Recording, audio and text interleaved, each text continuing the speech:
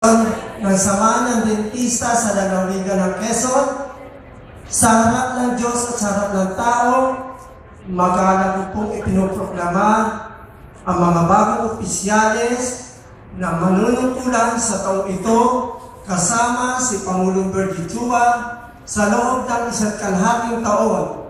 Dala ang ludhiing makapaglingkod sa kapwa-dentista at dala ang pangarap na makapagbigay proyekto sa mga kababayang mahihira dito sa lalawigan ng Quezon. Dalangin namin ang inyong tagumpay dahil ang tagumpay nyo ay tagumpay natin lahat. Maraming salamat po. Repeat after me. I state your name. Having been elected as,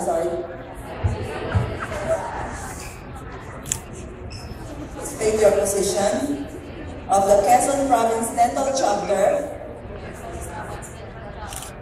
of the Philippine Dental Association, hereby solemnly swear that I will faithfully and diligently discharge to the best of my ability the duties of my present position and of all others I may hereafter hold in the Philippine Dental Association, Quezon Province Dental Chapter,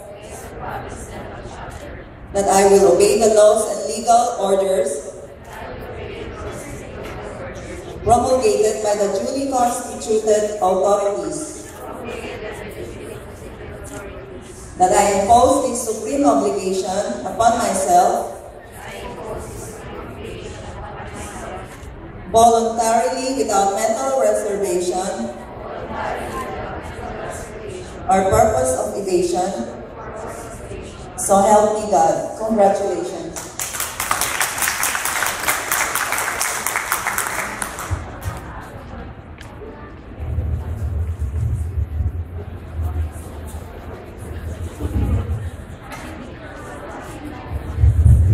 Tinatawagan po lang ng Past President para sa pag-welcome sa mga officers.